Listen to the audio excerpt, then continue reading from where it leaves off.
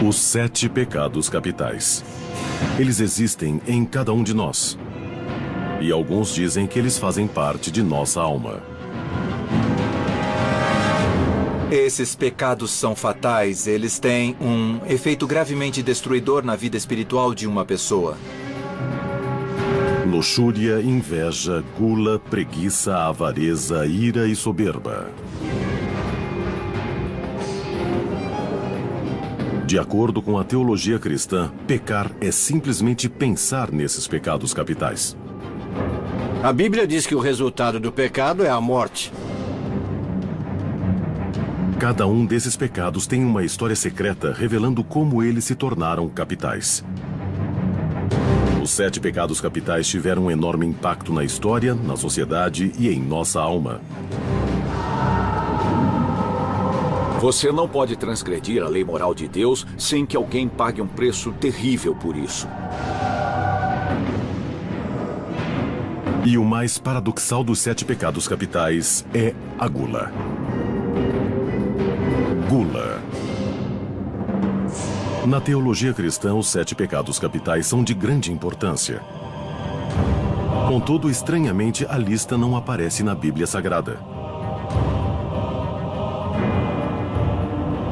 Eles surgiram pela primeira vez nos mosteiros do Egito, mais de 300 anos depois do Novo Testamento ter sido escrito. Por volta de 375 d.C., um monge chamado Evagrius Ponticus começou a fazer uma lista das muitas tentações da alma humana, estreitando e refinando a lista até resumi-las mais perigosas. Evagrius acreditava que havia 8 tentações terríveis que poderiam levar a humanidade para o inferno. Para Evagrius, a gula era um pecado porque comer demais afetava a capacidade das pessoas rezarem. Ele escreveu: assim como a neblina esconde os raios do sol, o excesso de comida embota a mente. As 8 tentações de Evagrius ficariam conhecidas apenas por monges. Até 590 d.C. Naquela época, o Papa Gregório o Grande diminuiu a lista para 7. Mudou os seus nomes de tentações para pecados e proclamou que eram capitais. Para o Papa Gregório, a gula era mortífera para a vida física e espiritual. Ele escreveu: o estômago, quando não é reprimido, destrói as virtudes da alma.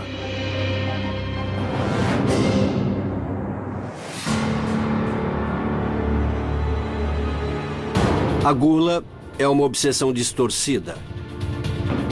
Uma obsessão pervertida em que a comida é o objeto do nosso prazer. De pessoas que vivem para comer em vez de comer para viver. As origens do pecado da gula remontam a bem antes da tradição cristã.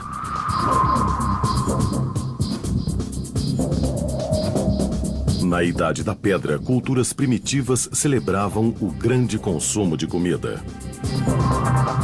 Se pudéssemos nos comunicar com os nossos ancestrais de 1 milhão de anos atrás, nunca imaginaríamos que comer demais era um pecado. É muito comum que as representações da forma humana, cuja intenção era retratar riqueza, saúde, fertilidade e coisas boas, fossem seres corpulentos.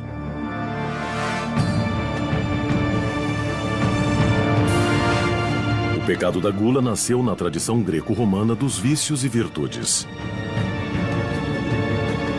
Os gregos clássicos idolatravam um corpo em forma e tonificado. Mas, ao mesmo tempo, também compartilhavam os prazeres do paladar.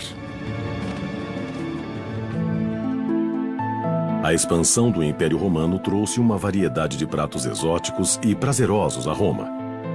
E assim, a elite servia banquetes exuberantes que ingeriam com gosto.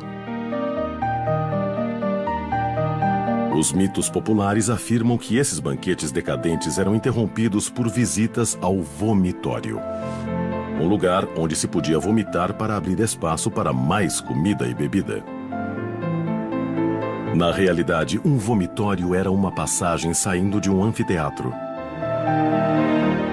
O vomitório era para onde se empurrava as pessoas, era uma passagem para que pudessem sair do anfiteatro. Um escritor qualquer, de propósito ou sem querer, associou as descrições literais dos banquetes romanos a isso. Não tinha nada a ver uma coisa com a outra. Embora a tradução possa ter sido mal interpretada, escritores da antiguidade confirmaram que os romanos vomitavam e purgavam. Existem referências a enfiar uma pena garganta abaixo, ou até mesmo um dedo, ou o mais comum era simplesmente esperar que o corpo rejeitasse naturalmente essa quantidade supérflua de comida. E uma vez que o comensal, por assim dizer, vomitasse, sempre havia escravos para limpar tudo e limpar a pessoa, para deixá-la pronta para voltar à festa, para poder beber mais. A visão cristã do pecado da gula era uma reação visceral ao hedonismo do Império Romano. Eles acreditavam que os romanos estavam servindo Satã numa bandeja de prata. Bíblia Sagrada. A Bíblia frequentemente alerta para os males da gula. Segundo as Escrituras, o diabo usava o pecado da gula para tentar atrair Jesus para o inferno. Jesus jejuou por 40 dias e 40 noites no deserto. E aí, Satã veio tentá-lo. E a primeira tentação foi a gula. Ele disse, transforma estas pedras em pão e enche a sua barriga. E Jesus disse, não, nem só de pão vive o homem, mas pelas palavras que saem da boca de Deus. Então a ideia de fazer a distinção entre o que entra e sai da boca acaba sendo muito importante. A tradição cristã diz que a gula é um pecado porque nos afasta do caminho da retidão. A gula é um pecado contra o próprio corpo, contra a própria morada da pessoa onde Deus deveria viver. E é literalmente um desejo de morte. Deus deveria ser o foco da sua atenção. E se você passa o tempo todo pensando em comida, então está ignorando Deus.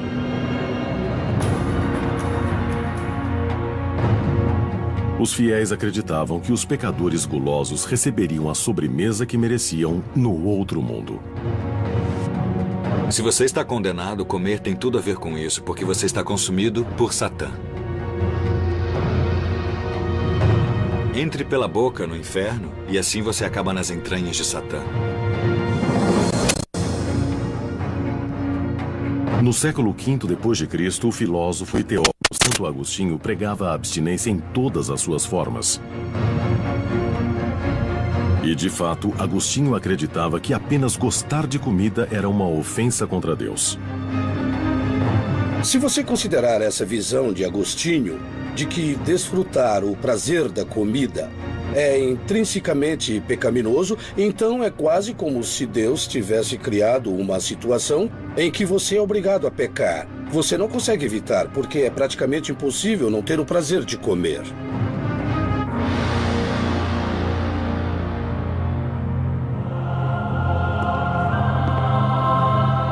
No século IV, a emergência do movimento monástico cristão pôs em destaque as preocupações sobre abandonar-se aos sentidos. Esses homens de Deus escolheram uma existência frugal e enclausurada em mosteiros, negando qualquer gratificação ao corpo. Ocorre a formação do monasticismo ocidental e do regime de São Benedito, o advento de muitas regras sobre comida e bebida, o quanto e quando se come. Você tem que jejuar em determinados momentos, não deve beber mais do que uma determinada quantidade de vinho e não pode comer carne e esse tipo de coisa. E eles perceberam uma preocupação excessiva com os prazeres carnais, como comer e beber. Coisas que nos tornam menos humanos e mais parecidos com os animais, e, portanto, consideravam isso um pecado. No século VI, o Papa Romano Gregório o Grande não só fez uma lista formal dos 7 pecados capitais, mas o pontífice também proclamou que havia 5 maneiras muito específicas de cometer o vício da gula. Comer demais, a forma de gula que mais conhecemos. A gula, nesse sentido, equivalia a roubar dos pobres e famintos. Comer fora de hora também era um ato de gula. Havia horários certos para comer e você não deveria fazer lanches. Também era considerado pecado querer que sua comida fosse preparada de uma maneira muito particular, muito precisa ou exigente, querer que sua comida estivesse daquele jeitinho. Isso era considerado gula porque dava importância demais à comida. E você também poderia pecar pelo apetite, pelo seu grau de avidez, quando você pensa em comida o tempo todo.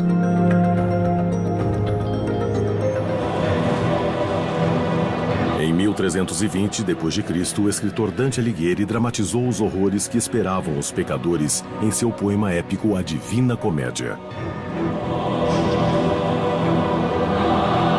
Naquilo que Dante chama de terceiro círculo do inferno, os glutões são mantidos reféns em uma turfeira pútrida por onde caminham na chuva gelada e poças fedorentas. Cérbero, um cachorro de 3 cabeças, vigia os pecadores que uivam como cães enjaulados. O clima frio e imundo simboliza aquilo em que os glutões se transformaram por seu comportamento desmazelado. Os gulosos são punidos nas regiões superiores do inferno.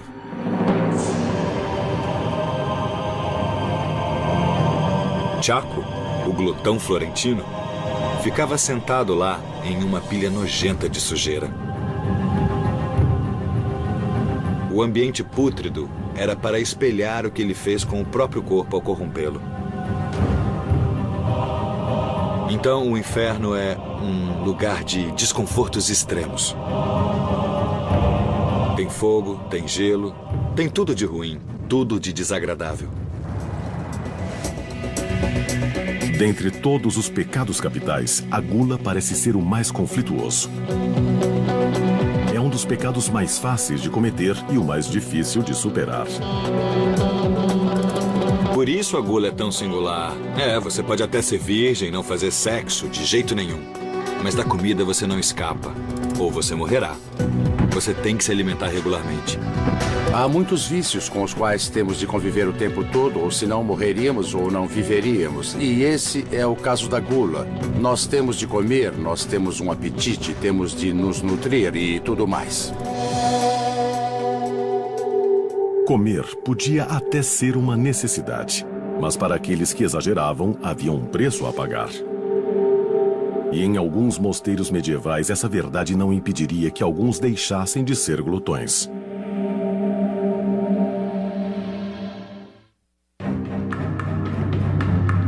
Por séculos, os 7 pecados capitais foram a base da ética cristã. E alguns dizem que o pecado mais difícil para evitar é a gula. Na Idade Média, as ordens de monges tinham regras severas para comer e beber. Enquanto alguns monges temiam cair nas garras de Satã, outros encontravam meios de se empanturrar sem culpa. As regras diziam o seguinte: não era permitido comer nem beber em excesso dentro do mosteiro. Na Idade Média, muitos dos mosteiros tinham um cômodo especial. Era chamado de misericordium, que significa misericórdia. E eles diziam: este cômodo aqui não faz parte do mosteiro. É como uma embaixada do mundo exterior. Então, você passava pela porta e de repente não estava mais no mosteiro. Os monges se apinhavam lá dentro e se empanturravam de comida e bebida. Tomás de Aquino, um frei do século XIII, alertou sobre o perigo de sucumbir ao pecado da gula. Ele acreditava que o pecado era um convite a outros vícios, especialmente a luxúria, a ira e a preguiça. Ele era o portal para os outros pecados. Todos estão interligados e quando você peca de um jeito, é mais do que provável que vá pecar de outro. Por causa de seu desejo descontrolado por comida e bebida, você pode se iniciar em toda uma série de atividades pecaminosas como roubar ou mentir. Quando eu era bem novo, eu costumava roubar dinheiro da bolsa da minha mãe para poder sair e comprar barras de chocolate, que eu simplesmente amava. E esse, com certeza, é um bom exemplo de como a gula me levou a ser um ladrãozinho. A lenda medieval de João de Beverly demonstra bem a teoria de Tomás de Aquino sobre o perigo do pecado da gula. A história conta que um homem fez um acordo com o demônio que o obrigou a escolher entre 3 pecados: a gula, o estupro e o assassinato. Pensando que seria o pecado menos ofensivo, o homem escolheu a gula na forma de bebedeira. Ele disse: acho que só vou me embebedar, porque eu acho que dou conta, eu já fiz isso antes. Mas o que aconteceu foi que ele ficou bêbado, foi tropeçando para casa, entrou no quarto errado e viu uma mulher na cama dele. Sem perceber que era a própria mãe, o pecador embriagado se impôs. Ele foi interrompido pelo pai, mas em seguida o matou.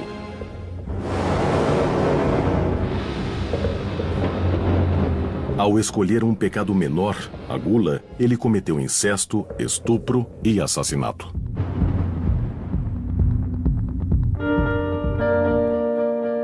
Um certo dia, por volta do ano 1200 d.C., teólogos cristãos tentaram curar a sociedade dos 7 pecados capitais, criando uma lista de opostos, chamados 7 virtudes celestiais. A temperança, o oposto da gula, significava praticar moderação e abstenção. Numa tentativa de se refrear, São Francisco de Assis, o frei católico do século XIII, bolou um jeito esperto para diminuir o entusiasmo dele à mesa. Frequentemente, ele espalhava cinzas sobre a sua comida para diminuir o sabor. Diferentemente dos monges enclausurados do mosteiro que nunca deveriam sair, os freis perambulavam pelo interior, ajudando os pobres e pregando contra a heresia. Frequentemente, as pessoas os hospedavam porque diziam que estavam fazendo o trabalho de Deus. Eles ganhavam uma refeição, é claro, e frequentemente a refeição era mais substanciosa do que os freis estavam habituados a comer, graças às regras monásticas. E Francisco dizia: vocês têm que comer, porque é grosseiro dizer lamento, sou puro demais para comer. Mas o que vocês podem fazer é espalhar cinza sobre ela quando ninguém estiver olhando, para não desfrutarem tanto dela. Alguns levavam a temperança ao extremo. As Santas Catarina de Siena, Clara de Assis e Verônica passavam fome por Deus. Hoje, historiadores chamam essas santas de sagradas anoréxicas. Sabemos que a inanição pode às vezes provocar alucinações. Portanto, talvez comer muito, muito pouco fosse a maneira delas chegarem mais perto de Deus, de um jeito mais ou menos místico. Mas também era um jeito de manter controle sobre o corpo. E isso é característico da anorexia, no sentido moderno e não religioso. O comportamento delas é muito semelhante ao das mulheres modernas com distúrbios alimentares. Em 1364, Santa Catarina de Siena, ainda adolescente, renunciou ao pecado da gula ao rejeitar totalmente a comida. Aparentemente, ela frequentemente usava um graveto para induzir o vômito e assim se manter mais pura. No mundo medieval de Santa Catarina, aqueles que cometiam o pecado da gula se preocupavam com o mundo diabólico de Satã. E esse medo era exacerbado pelos artistas que preenchiam as suas telas com imagens de punições severas pelos pecados.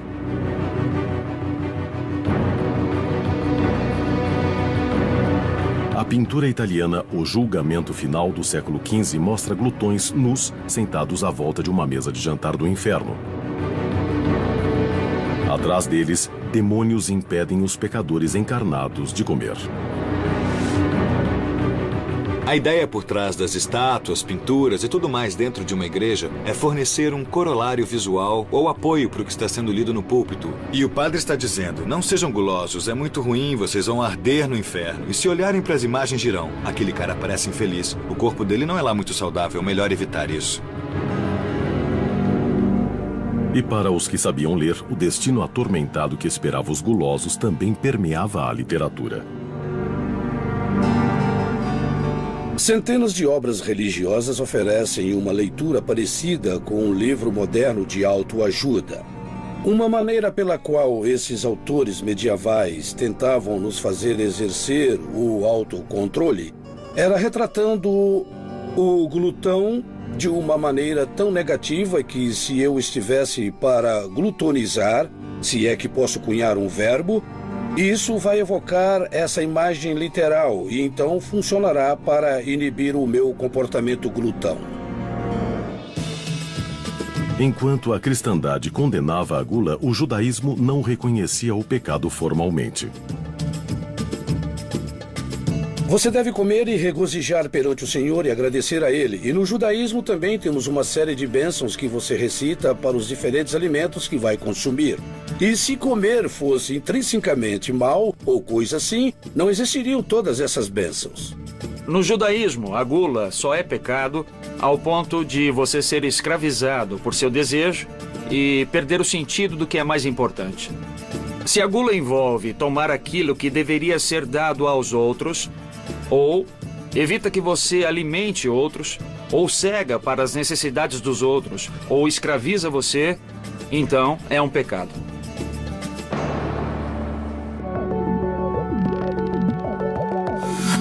Quer a gula fosse ou não um pecado, antigos escritos judaicos, tais como o livro de Judite, alertavam que ao beber e comer você podia ficar encrencado.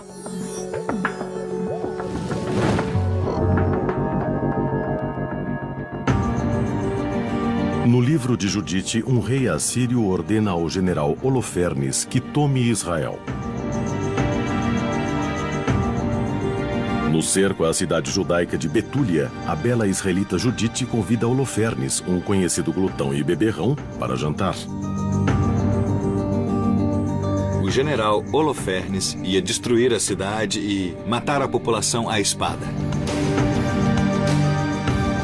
Mas Judite fez o general pensar que ela o desejava.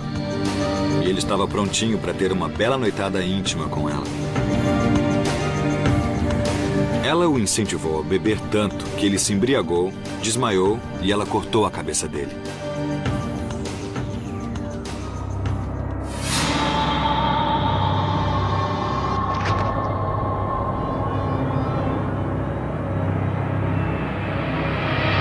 Desse jeito, Judite salvou seu povo e sua cidade.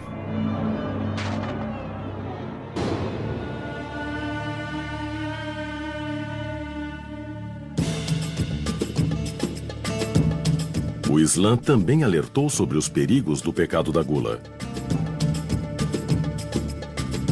No Islã, a gula é um pecado. O Alcorão diz claramente: coma e beba, mas não se exceda. Não ultrapasse os limites, não desperdice.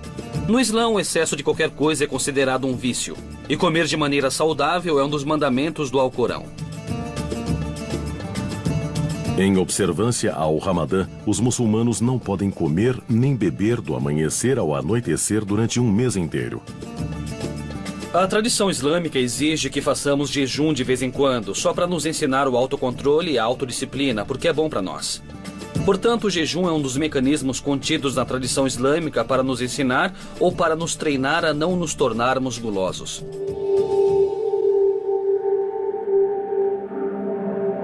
Os cristãos também praticam o jejum e as orações como penitência pelo pecado da gula.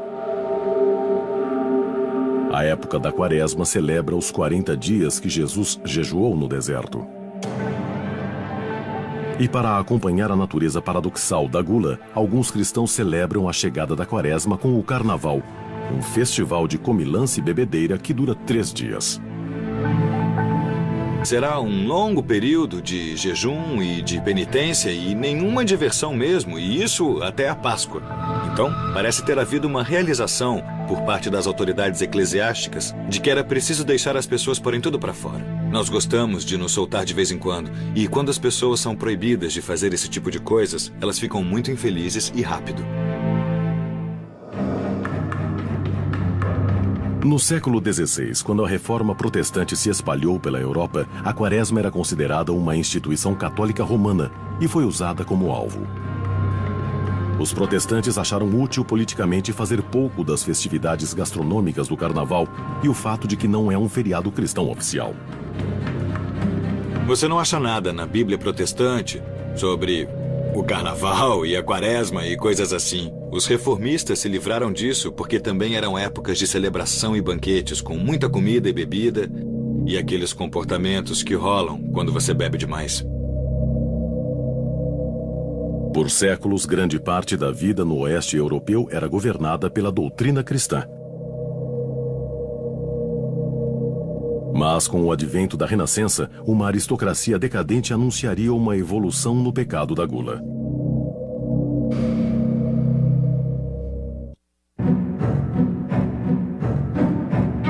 Há séculos, os 7 pecados capitais têm sido guia moral para cristãos em todo lugar. Através da instituição de jejuns religiosos e proibição de alimentos, a Igreja medieval tentou controlar o pecado da gula.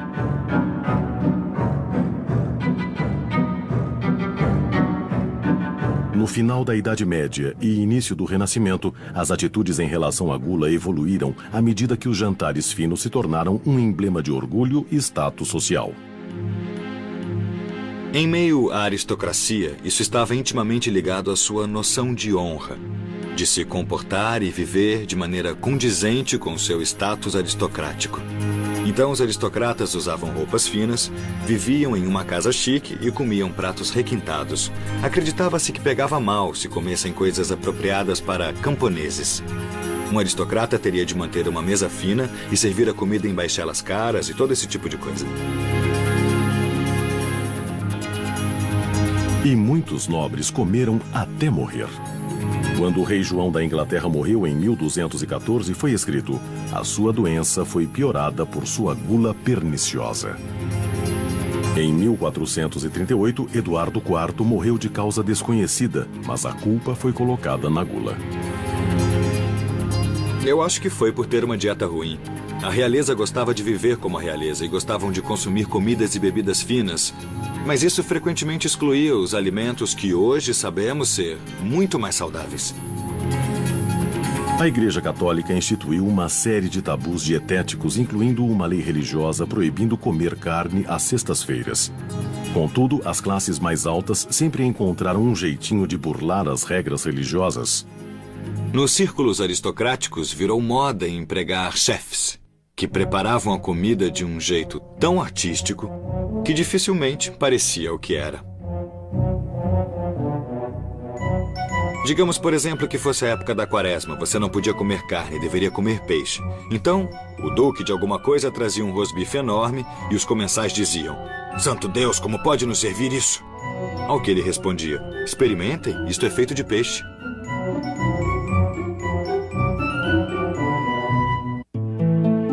Luís XIV foi o mais famoso de todos os glutões reais. Dizia-se que o estômago dele era 3 vezes maior do que aquele dos homens de sua época. Luís XIV era um glutão, porque, é claro, ele era o rei da França e esperava-se que vivesse como um rei. Ele sempre servia os pratos mais finos. Esses amantes reais de comida descobriram que mesmo que o pecado da gula não os levasse ao encontro da ira de Satã, ainda poderiam ser amaldiçoados pela gota, indigestão e doenças cardíacas. Luís XIV engordou e teve problemas de saúde associados à indulgência à comida e bebida. Henrique VIII é outro exemplo de alguém que engordou muito na velhice. E sabemos que ele tinha problemas sérios de saúde, como úlceras nas pernas e outras coisas assim. Em 1545 d.C., o italiano Luigi Carnaro descobriu que o seu grande apetite o levaria para a cova precocemente. Então, ele escreveu um guia sobre como evitar o pecado da gula, que se tornou o primeiro livro de dieta do mundo. Ele escreveu um livro de dieta e disse: "Este é o segredo para a saúde perfeita." As pessoas até liam e entendiam a sua obra sob uma perspectiva mais religiosa do que médica, porque ele havia dominado a carne, ele havia dominado o seu desejo por comida e dominado a gula. No início dos idos de 1600, o pecado da gula acompanhou os peregrinos e puritanos que colonizaram a América. Colônias foram formadas em Plymouth e na Baía de Massachusetts, e um grupo de imigrantes puritanos estava determinado a derrubar a Capela de Satã no Novo Mundo. O puritanismo americano foi baseado no protestantismo radical europeu. E um dos elementos mais característicos daquele tipo de cristandade era esse ódio quase visceral do catolicismo romano. E eles estavam indo para a América estabelecer o reino de Deus na terra, reformado, aperfeiçoado e purgado de todos aqueles excessos católicos romanos. E na busca dessa nova forma de cristianismo, os puritanos lançaram uma guerra contra o Natal.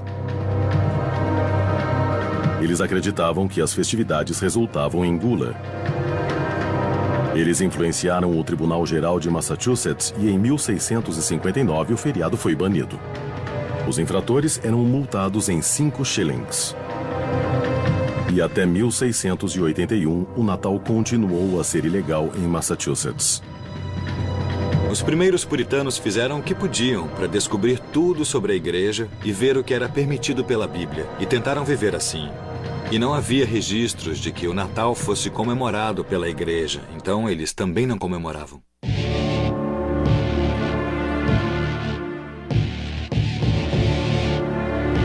Nos Estados Unidos, no século XIX, a gula se tornou um problema social. Alguns acreditavam que a embriaguez era um dos piores aspectos do pecado da gula. Cidadãos preocupados se reuniram e lançaram o Movimento da Temperança. A sua missão era impedir o avanço do pecado da gula, acabando com o consumo de álcool. O Movimento da Temperança foi um esforço de mulheres, em sua maioria, embora também tivessem líderes religiosos, especialmente protestantes, que entraram na dança e não gostavam de beber simplesmente porque consideravam um pecado. Mas, segundo eles, a ideia era proteger as famílias americanas dos efeitos nocivos do álcool.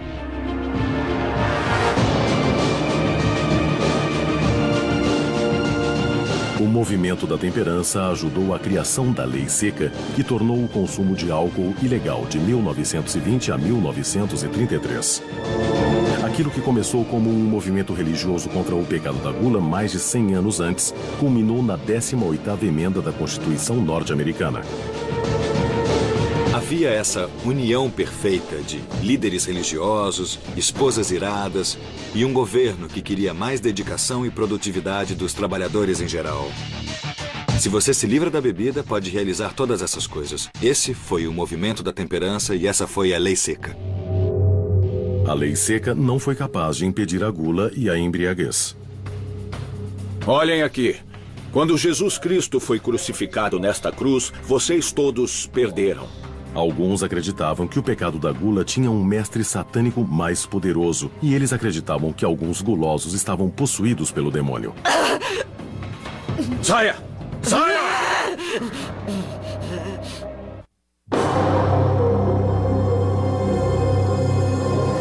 Na tradição cristã, os 7 pecados capitais são vistos como um caminho para o inferno. Então, se não formos cuidadosos, um ato tão simples quanto comer se torna o pecado da gula.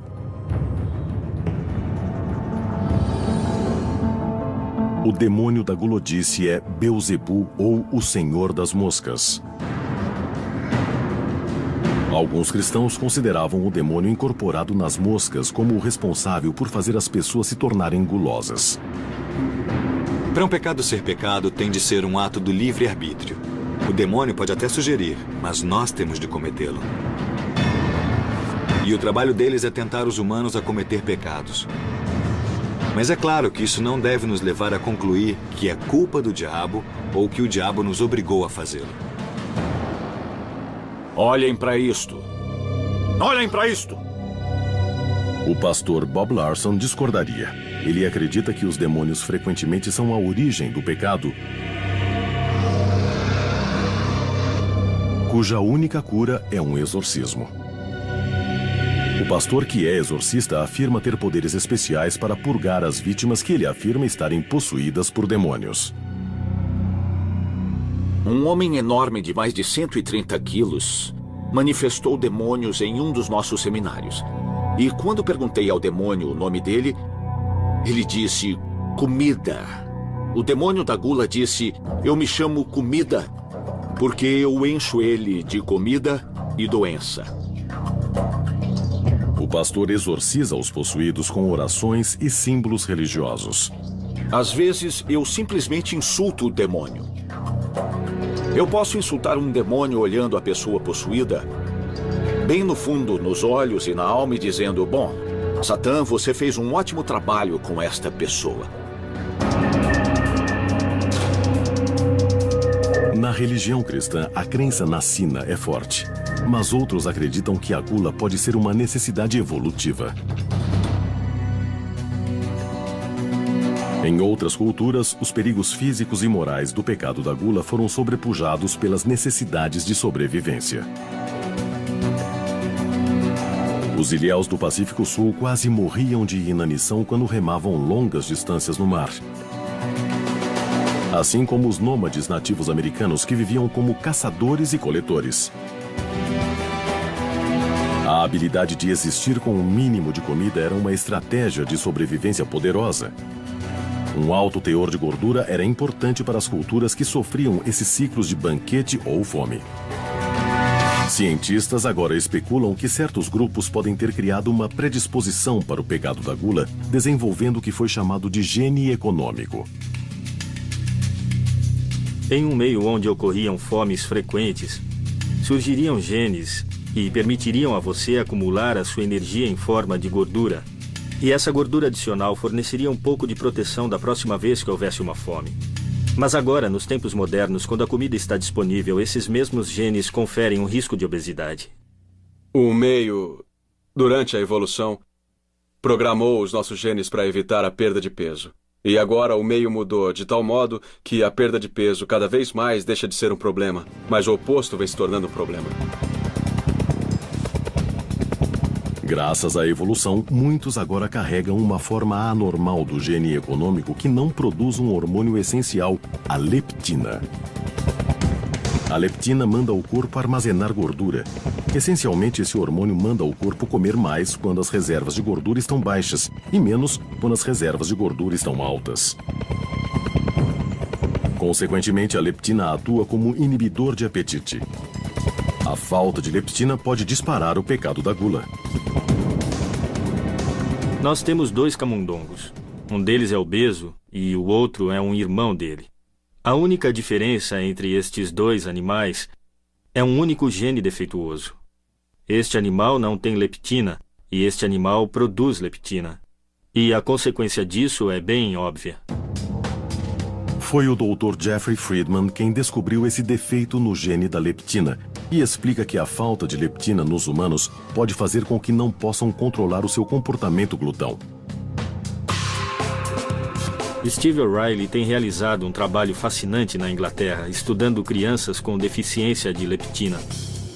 Os pais delas relataram que tomaram medidas extremas para tentar restringir o apetite dessas crianças. Literalmente trancando a geladeira com cadeado. Não havia nada que pudesse ser feito. De alguma maneira, estas crianças conseguiam invadir a geladeira e comer demais. Nesta caixa, temos leptina dissolvida e os tubos têm um fluido dentro. Hoje, a leptina é produzida em laboratório e é administrada àqueles com deficiência do hormônio. Isso acabou normalizando o peso dessas crianças. E é claro que esse é um exemplo extremo, mas acho que representa um extremo do impulso biológico para comer. Na opinião de Friedman, a falta de força de vontade não é a causa do pecado da gula. Algumas pessoas podem olhar para este camundongo ou para uma criança com deficiência de leptina e dizer que aquele indivíduo ou este camundongo é guloso. Mas é claro que, nesses casos, sabemos qual é a base desse comportamento. É uma deficiência do hormônio leptina. No século XX, a evolução do pecado receberia um empurrão, pois os cientistas olharam diretamente para o cérebro humano cometendo o ato da gula.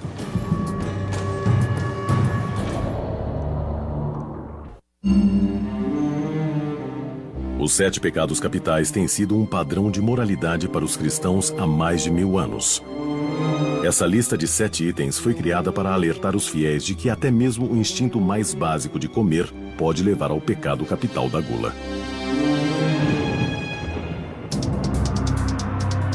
O século XX anunciou uma mudança na percepção da gula.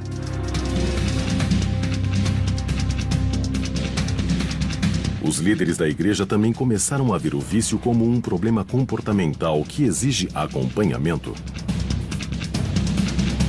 Na literatura religiosa, os pecados capitais sempre são interpretados no contexto de um sistema de valores religiosos. Enquanto na abordagem moderna, a abordagem psicoterapêutica secular, eles tendem a falar mais sobre técnicas. Como posso aprender técnicas que vão me ajudar a controlar o meu excesso de ingestão de comida e bebida e etc? Na sociedade moderna e do culto ao corpo, graças às mudanças de atitude em relação à saúde e boa forma, muitos começaram a considerar o pecado da gula uma falha moral. A gula ainda é, sim, um pecado e uma coisa a ser evitada. E existe uma ênfase maior na ideia de cuidado com o corpo. A ideia de que o seu corpo foi dado a você por Deus. E quando você come e bebe demais, você arruína a sua boa saúde. A doutora Ellen Shore realizou experiências para mostrar que no decorrer da história, os humanos sempre tiveram menos controle sobre o pecado da gula do que achavam. Se você está tentando entender a gula ou a gulodice, precisa entender que esse é um processo biológico. Somos essencialmente programados não só para ser atraídos por comidas altamente calóricas, como para gostar delas. E que esse sistema foi criado para garantir que ingeríssemos calorias adequadas para sobreviver. A doutora Shore mostrou fotos de vários alimentos a objetos de estudo humanos. O seu objetivo era ver como as áreas do cérebro respondem ao estímulo visual de alimentos. Uma das categorias é de alimentos que considero de baixa caloria ou alimentos saudáveis. Outras fotos são o padrão. Alimentos altamente calóricos, que são as sobremesas e também os doces. As experiências revelaram que a reação a certos alimentos é forte, poderosa e automática. O que nós acabamos descobrindo é que o cérebro responde mais às fotos de pratos altamente calóricos do que aos pratos de baixa caloria. Em certo sentido, o que estamos fazendo é lançar o instinto biológico contra o instinto cognitivo mais alto. E a questão é esta: qual deles vence? Para alguns, a secular tradição de reprimir o desejo pelos melhores pratos e vinhos está morrendo. Em nossa sociedade, alguns abraçaram o desejo por alimentos altamente calóricos. Hoje, o gourmet é considerado uma pessoa refinada. Temos chefes famosos e achamos que as pessoas que apreciam comidas finamente preparadas, raras ou caras, têm um apetite sofisticado. E essas pessoas devem ser imitadas. Então, Gregório diria, não, isso aí é gula. Os glutões modernos não se preocupam em passar a próxima vida no inferno, mas sim o inferno na Terra. A Organização Mundial da Saúde afirma que a obesidade agora é uma pandemia mundial que afeta mais de 115 milhões de pessoas. E o pecado da gula pode ser um dos culpados. Embora gula não seja sinônimo de obesidade, nem todos que têm essa preocupação são necessariamente obesos. Mas é óbvio que existe uma correlação entre comer excessivamente e a obesidade. Ironicamente, essas mesmas organizações globais apontam para o oposto da gula, a fome. Enquanto 115 milhões engordam, 2 bilhões enfrentam a inanição. Muitos de nós vivem no contexto da gula. Ela nos cerca, não só através da possibilidade de comer o que quisermos, em qualquer quantidade, mas estamos vendo claramente o resultado de viver tão bem demais, em um mundo onde existem tantos outros empobrecidos. Embora a gula ainda seja um dos 7 pecados capitais, a nossa sociedade ainda vive um grande conflito em relação aos prazeres do paladar.